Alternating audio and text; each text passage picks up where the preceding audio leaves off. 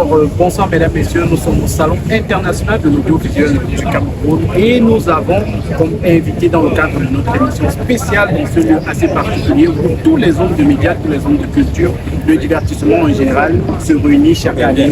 Nous avons le combattant Essama. Bonsoir monsieur Essama. Bonsoir encore et à tous les auditeurs. Merci d'être très nombreux à suivre ce qui se passe au SINAC ici à Boulam-Sadi. Alors le SINAC, c'est une occasion spéciale de se rencontrer entre hommes de médias, surtout hommes de culture, mais également vous qui combattez pour la liberté entre guillemets du Cameroun.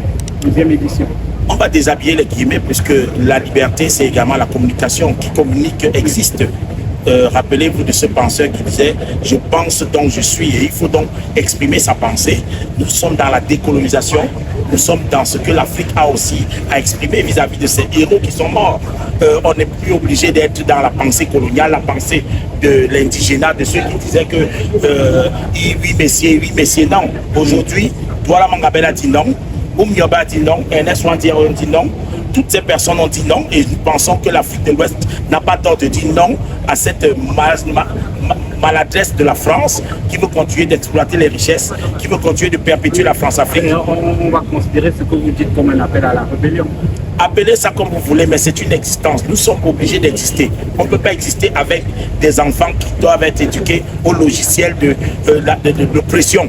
Moi, je ne peux pas exister en tant que personne opprimée, où on m'oblige d'utiliser des canaux d'homosexualité pour pouvoir passer mon message. Non, je peux passer mon message en tant qu'hétérosexuel et dire comme Vladimir Poutine, tout homosexuel sera criminalisé. Aujourd'hui, c'est un terrorisme que d'avoir des homosexuels sur les espaces publics. On en a marre. Voilà, et le Salon international de l'audiovisuel du Cameroun, qui est une bonne occasion, et vous êtes présent à cet événement-là depuis 2 ans.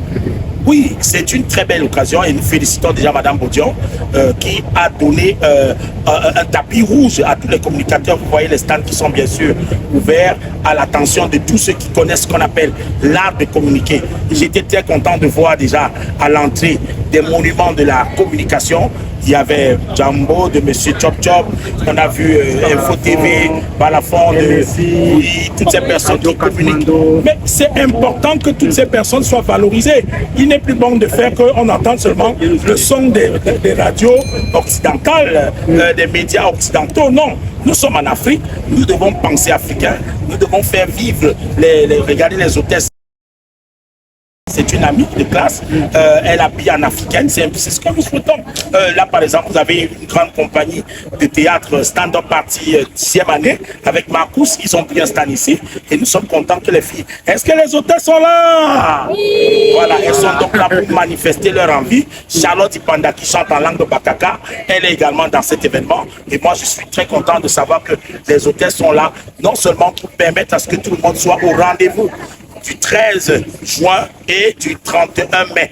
Parce qu'il faut bien que nous soyons tous ensemble réunis dans le sens de se mettre ensemble pour avancer et faire avancer nos propres valeurs. Alors il y a l'actualité au Cameroun, l'actualité qui devrait la première absolument, c'est ce bras de fer entre le ministère des Sports et de l'Éducation physique et la Fédération camerounaise de football. Quel est votre point de vue par rapport à cette actualité? Oui, c'est une maladresse de la part de chacun parce que chacun est expert dans son domaine. Le ministre Moël Kombi est un agrégé de droit. Il ne va pas dire qu'il ne dise pas qu'il fallait au moins la préséance. Avant de choisir un coach dans un domaine de football, on doit consulter celui qui est le président de l'Afrique Football. Pareil pour Samuel Eto'o. Lui-même, avant de pouvoir décider de quoi que ce soit, il devrait consulter aussi son ministre de tutelle, qui connaît très bien ce qu'il y a comme contrat entre les deux parties. Donc c'est une maladresse et je pense que c'est une affaire de... tu sais qui je suis. Donc en fait, nous ne sommes plus en train de participer à une bonne gouvernance, on participe maintenant à une anarchie. Et cette anarchie date de très longtemps. Rappelez-vous déjà qu'on a plusieurs fois fait ce qu'on appelle à l'Africa Foot l'étude constitutionnelle. Chaque fois. La fédération, oui. Non, en fait, chaque fois on refait la normalisation. La normalisation, mais attends, on normalise quoi? Qu'est-ce qui ne doit pas être normal dans un pays? C'est peut-être quand les choses ne sont pas bien faites que la FIFA tape du poing sur la table et après il faut... Il y a la distraction aussi. Il faut que je soupçonne cette distraction parce que... La distraction créée par qui? Oui, par la FECAFOOT. Rendez-vous compte, nous sommes en train de voir la décentralisation ne pas être effective. Rendez-vous compte, les sous-préfets, les préfets vendent les terrains. Nous ne sommes pas fiers de voir que les terrains ne soient plus disponibles dans les quartiers où on devait détecter les jeunes talents. Mais attends, cet office doit se préoccuper d'ouvrir des stades et de permettre à ce que les quartiers soient remplis de footballeurs. Mais quel est ce coach, monsieur le Belge là? On a même dit qu'on devait nationaliser les coachs. On est encore parti faire quoi avec un coach belge? Parce que ça n'a pas marché avec non. Il y a, dans chaque pays, on peut avoir des nationalistes qui opèrent à la tête des fédérations. Le Brésil a gagné les coupes du monde avec des coachs brésiliens. L'Allemagne a gagné des coupes du monde avec des coachs allemands. Même la France, même le Sénégal, même la Côte d'Ivoire avec des Côtes Ivoiriens. Ce n'est pas une chose que le Cameroun ne peut pas faire. Donc on ne nous sommes pas, si le Robertson n'a pas été compétent, une autre personne peut prendre les affaires. Patrick Mboma, Eugène Ekeke, John Kep, il y a plusieurs. Donc on ne nous mente pas. Toutes ces choses coloniales, si on dit qu'il faut toujours les coachs étrangers, prenez aussi le président étranger.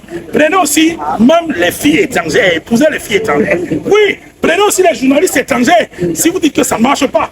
Donc en réalité, il y a un manque de patriotisme. Et c'est là où nous interpellons tous ceux qui, comme le ministre Moël Kombi, pense que c'est parce que c'est un coach étranger. Non. Cette mentalité coloniale doit être stoppée, et monsieur le ministre. Quelle serait la solution pour sortir de cette guerre entre c'est tout simplement chacun prenne sa place. Je crois qu'actuellement, nous souhaitons que le Cameroun soit au rendez-vous des grands mouvements sportifs. Et pour cela, c'est la pépinière qu'on doit commencer.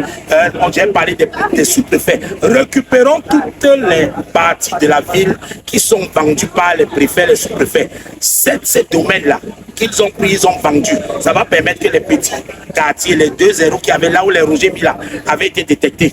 Là, on a détecté les Mbou Emile, des non-name qui sont entrés dans les lions. On n'a pas eu besoin de partir à l'étranger pour aller prendre ces joueurs. Non, ça c'est facile. Moi-même, je peux être le coach. Je passe, moi je tape sur Internet, je m'assois et prends mon téléphone.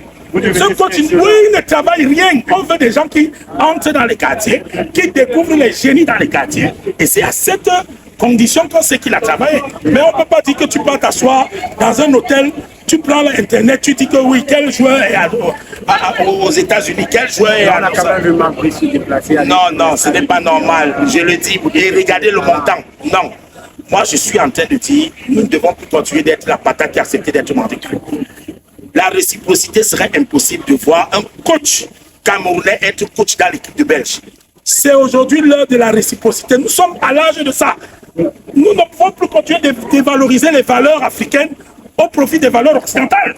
Mais attends, ça n'a pas de sens.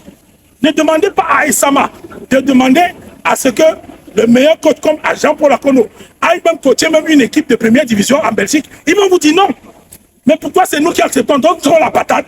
Merci, merci grandement. Merci de nous avoir accordé un peu de C'était un très grand honneur et félicitations encore pour tous ceux qui œuvrent dans le sens de la communication, d'aider l'Afrique à comprendre mieux le mindset de la décolonisation.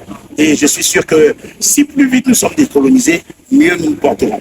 Merci à tous d'avoir regardé ce contenu. Nous sommes toujours au Salon international de l'audiovisuel du Cameroun et pendant cette semaine-ci, nous allons partager avec vous ce qui se passe ici, mais également nous allons recevoir des personnalités sur notre plateau de téléphone. Oh ah non.